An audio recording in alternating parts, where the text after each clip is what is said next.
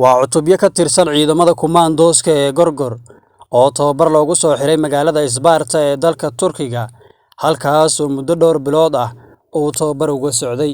Munaasabadda tababarka loogu soo xirayay ciidamadan waxaa ka qayb galay saraakiil ka kala socotay dowladda federaalka ee Soomaaliya iyo dowladda Turkiga oo leh tababarka ciidamada.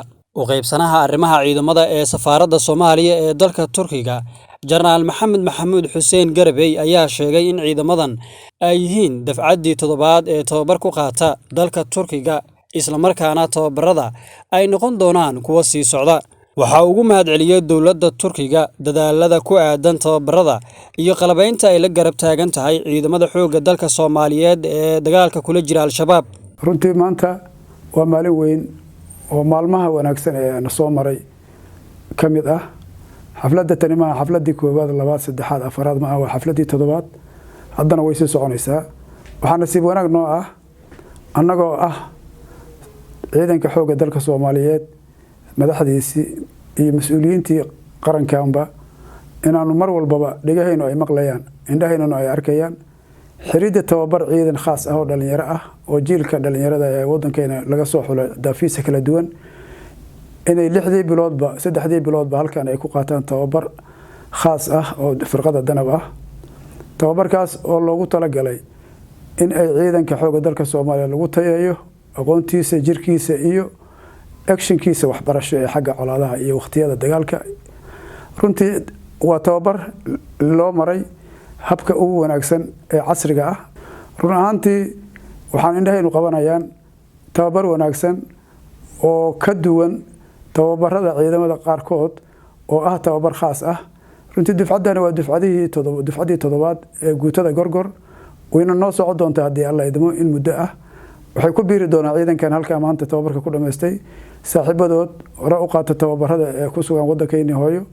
waxayna mar labaad waxayna lab jaal noqon doonaa ama ay ku biiri doonaan in ay la howlgalaan lana faltamaan saaxiibada ciidanka xoogga dalka Soomaaliya noocyadiisa kala duwan. waa guul runtii aad u ballaaran ummadda Soomaaliyeedna ay og tahay. safaaradda Soomaaliya ee waddankan Turkigu waxay habeenii maalin ku bixisaa adeegeeda iyo howlaheeda sidii iskaashiga wanaagsan ee militariga ka dhaxeeya waddankan iyo waddanka Soomaaliya oo u horumari lahaa iyadoo loo marayo habka wanaagsan iyo wada shaqaynta dhow ee alla leenahay wasaaradda gaashaandhigga iyo wasaaradda gaashaandhigga waddankeenuba labaduba ay isleeyihiin iyo wasaaradda gaashaandhigga waddankan Turkiga. taa macnaheedu wada shaqaynteedu waxay abuurtay ay dhalisay kalsooni. sidaas darteed waxaa maanta farxad weyn noo ah anigoo ku hadlaya magaca safaaradda Soomaaliyeed ee waddankan Turkiga, anigoo ku hadlaya magaca wasiirka wasaaradda gaashaandhigga, anigoo ku hadlaya magaca taliyaha ciidanka xoogga dalka Soomaaliyeed iyo dhammaan ciidanka qalabka sida. waxaan leenahay hambalyo ayaan leenahay. waxaan Ilaahay ka rajaynaynaa in ay noqdaan dhalinyarada tani kuwii dalkooda iyo dalkooda uu ku diirsado shacabka Soomaaliyeed ee la tabaaleysan amni daradana inay wax ka bedelaan waqtiyada soo socda. waana ka bedeleen runtii, haddana way ka bedeli doonaan.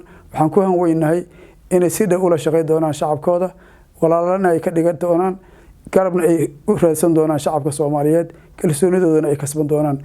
Dowladda Turkiga waxay ka mid tahay dowladaha taageerada siiya dowladda Soomaaliya, waxaana ay Soomaaliya u tababartay kumanaan askari sidoo kalena ay qalabaysay. Isxaaq Rashiid Maxamuud, 5TV, Muqdisho.